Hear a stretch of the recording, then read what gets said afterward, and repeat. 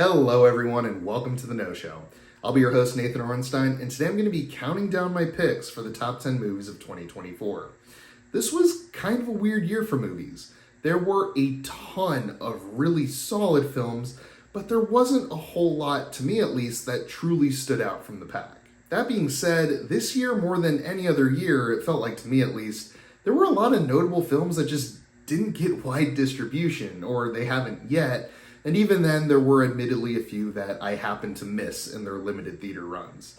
So the heavy award contenders that you won't see on this list, because I just haven't seen them yet, are A Real Pain, Sing Sing, Nickel Boys, Hard Truths, A Complete Unknown, and The Brutalist.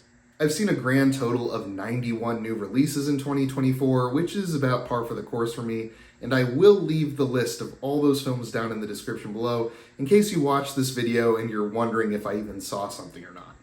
Alright, with all that out of the way, let's get into the top 10. At number 10, we have Conclave, directed by Edward Berger. After the unexpected death of the Pope, Cardinal Lawrence is tasked with managing the covert and ancient ritual of electing a new one. Sequestered in the Vatican with the Catholic Church's most powerful leaders until the process is complete, Lawrence finds himself at the center of a conspiracy that could lead to its downfall. Conclave manages to seamlessly blend a story about a religious ritual with a political thriller with kind of a gossipy mystery vibe. It's much more entertaining than I was expecting going in, even if some of its narrative choices left me rolling my eyes a bit. In spite of how out there some of these story beats are, it's the incredible cast that keeps this grounded, spearheaded by Ralph Fiennes, who honestly gives the best performance that I've seen all year. It's also just a super well-directed film, as Berger is somehow able to elevate a single location, dialogue-driven drama about a bunch of Catholic cardinals voting into a film that really keeps you on the edge of your seat, and that's just as engaging visually too. Don't be put off by Conclave's super formal outward appearance. This really is one of the most entertaining watches of the year. At number 9, we have Anora, directed by Sean Baker. Anora, a young sex worker from Brooklyn, gets her chance at a Cinderella story when she meets and impulsively marries the son of an oligarch. Once the news reaches Russia, her fairy tale is threatened as the parents set out for New York to get the marriage annulled. As it stands, Anora is probably the favorite to win Best Picture at the Oscars, and I'm not sure if I quite agree. As insanely overblown as the hype for this film has become, I do still think it's great and deserving of its spot here at number 9. Anora is a ton of fun, whether it's the rapid-fire love story to kick things off, or the frantic buddy comedy of Anora and a bunch of Russian dudes wandering New York looking for her 21-year-old husband who ran away. But there's always a kind of underlying sadness to this movie that can really gut-punch you if you're not ready for it. I do feel like this film lacks a certain depth in its characters and its story that really would have moved this up the rankings, but I can't deny how great it is despite all that. I thought its dialogue in particular was a real standout for me, along with Mikey Madison's fantastic lead performance. It might not truly live up to the hype, for my money at least, but it's still 100% worth a watch. At number 8, we have A Different Man, directed by Aaron Schimberg. Aspiring actor Edward undergoes a radical medical procedure to drastically transform his appearance, but his new dream face quickly turns into a nightmare, as he loses out on the role he was born to play and becomes obsessed with reclaiming what was lost. A Different Man is a wild ride of a film and features probably my favorite story of the year, but it's really hard to talk about without spoiling it. Definitely one to watch knowing as little as possible going in. What I can say is that it's this awesome blend of psychological thriller and black comedy that never really shows its hand and is always keeping you on your toes. Sebastian Stan plays this character so well, always trying to keep his cool while his deep dissatisfaction and obsession boil underneath. The film's depiction of how we view and treat people with deformities is absolutely fascinating, as told through this story that seems to be simultaneously trying to teach its characters the same themes. The film spirals like this until the credits roll, which really isn't something I've seen done too many times. A Different Man is one of the most unique films of the year, and it definitely deserves to be watched by a lot more people. At number 7, we have La Chimera, directed by Alice Rohrwacher. Just out of jail, crumpled English archaeologist Arthur reconnects with his wayward crew of Tom Barali accomplices, a happy-go-lucky collective of itinerant grave robbers who survive by looting Etruscan tombs and fencing the ancient treasures they dig up. I saw someone describe this movie as, and I quote, "Art house sad boy Indiana Jones grieves for a lost love while fortune hunting with a ragtag band of grave robbers," which, frankly, is a more accurate and to-the-point description than the letterbox synopsis I just regurgitated. Either way, the real meat of the story here is watching an archaeologist turned grave robber reconcile with the ethics of what he does, all while longing for his ex-girlfriend and imagining what she would think of what he does now. Arthur, played by Josh O'Connor, is a pretty quiet and introspective individual, often letting others do the talking and just kind of going with the flow.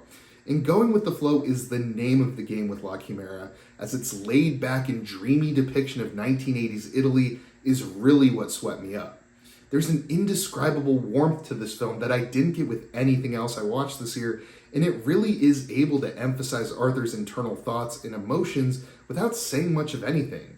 Sure, it's definitely the most artsy-fartsy film on this top 10 list, but I think it's a must-watch if you're into that kind of thing. At number 6, we have I Saw the TV Glow, directed by Jane Shunrun. Teenager Owen is just trying to make it through life in the suburbs when his classmate Maddie introduces him to a mysterious late-night TV show, a vision of a supernatural world beneath their own. In the pale glow of the television, Owen's view of reality begins to crack. In a monumentally good year for horror, this is the first of 3 horror films to crack the top 10.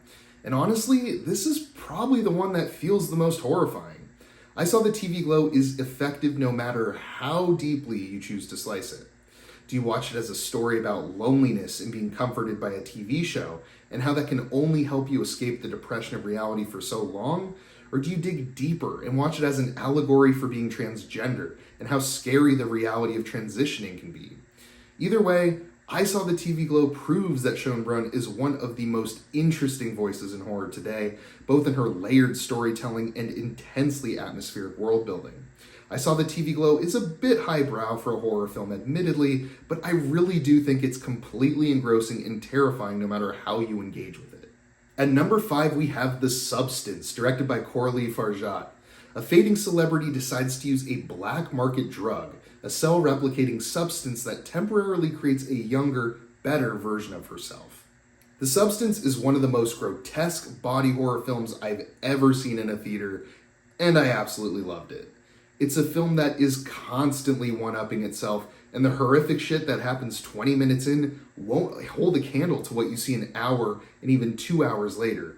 Sure, it's super obvious in how it goes about showing how trying to stop aging is a bad idea and everything. And sure, it's a bit on the nose to cast Demi Moore of all people in this role and name the evil Hollywood producer Harvey, but it's so over the top and intense about everything that the in-your-faceness of its messaging all ends up working, honestly. Farjat's direction is bold and frenetic here, and it's this chaotic energy that holds everything together as this satire reaches farther and farther than you could ever imagine. My jaw was on the floor for probably the last 30 minutes of this monstrosity. The Substance is a film that I will never forget, and if you have the stomach for body horror, it's an absolute must-watch. At number 4, we have The Wild Robot, directed by Chris Sanders. After a shipwreck, an intelligent robot called Roz is stranded on an uninhabited island. To survive the harsh environment, Roz bonds with the island's animals and cares for an orphaned baby goose. The Wild Robot is the best animated film of the 2020s so far, and I honestly don't think it's particularly close. Its animation is absolutely stunning, it's full of action and laughs, and it's a beautiful depiction of parenthood and found family. I don't think it's doing anything groundbreaking here necessarily, don't get me wrong, but I think it does everything it wants to do pretty much perfectly. It's the only film on this list that made me cry, and it's also the only film on this list that shocked me when it was finished because it flew by so incredibly fast. This is truly a film that anyone can enjoy, and I'd be shocked if it doesn't move you at all. At number 3, we have Challengers, directed by Luca Guadagnino. Tennis player turned coach Tashi has taken her husband Art and transformed him into a world-famous major champion. To jolt him out of his recent losing streak, she signs him up for a challenger event, close to the lowest level of pro tournament, where he finds himself standing across the net from his former best friend and Tashi's former boyfriend. I saw Challengers back in May, and I'm pretty sure I've thought about it every day of the year since then. This film is absolutely magnetic, from its high-energy techno soundtrack to its insane love triangle to its always inventive cinematography. I mean, there's an entire point that plays out from the first-person perspective of the tennis ball. Come on! The place in the narrative will just change on a dime, and pretty often, but it never overwhelms. And I can't forget the sexual energy that threatens to boil over pretty much every chance it gets. It's honestly a miracle that director Luca Guadagnino manages to juggle all of this, but he does, and it made for the most electric theater-going experience I might have ever had in my life. At number 2, we have Nosferatu, directed by Robert Eggers. It's a gothic tale of obsession between a haunted young woman and the terrifying vampire infatuated with her, causing untold horror in its wake. The narrative is what you'd expect if you've seen the original Nosferatu or know the Dracula story, but this movie allows the space to really build that dread and develop its palpable atmosphere. Nosferatu completely envelops you in its setting, its vibe, and its sense of imminent evil that's going to descend on these people. Robert Eggers is such a master filmmaker at this point, and he is truly firing on all cylinders with this one. The performances are great across the board too, with Lily Rose Depp being the true standout for me. It's probably a bit too long for what it is, but I also can't complain too much about spending more time in this incredible film. It stands just as tall as Eggers' other horror movies, and it's the standout horror film of 2024, maybe even the 2020s. And finally, at number 1, we have Dune Part 2, directed by Denis Villeneuve. It follows the mythic journey of Paul Atreides as he unites with Chani and the Fremen while on a path of revenge against the conspirators who destroyed his family. Facing a choice between the love of his life and the fate of the known universe, Paul endeavors to prevent a terrible future only he can foresee. Yeah, I'm fully aware that this is probably the most obvious and boring top movie of the year pick imaginable, but there's a reason it's so obvious and boring. Dune Part 2 is a sci-fi epic masterpiece. I wasn't crazy about Part 1, but any issues I have with that film have been remedied here. The plot setup from that movie was certainly necessary, but Part 2 builds on its characters, its world, its politics, its religion, and its stakes so much that Part 1 mostly just feels like an appetizer to Part 2's main course. And it's all presented with absolutely incredible visuals, sound, and music, and features some of the most memorable scenes I've seen in the past few years. This is the only 10 out of 10 movie I've seen in 2024, and for that reason, it's an easy choice for my top movie of the year. I hope you all enjoyed my list of the top 10 movies of 2024, and hopefully you got some cool recommendations out of this as well. And of course, I hope you have a great end to the year, and I will see you in 2025. I've been Nathan Orenstein with The No Show. Thanks for watching.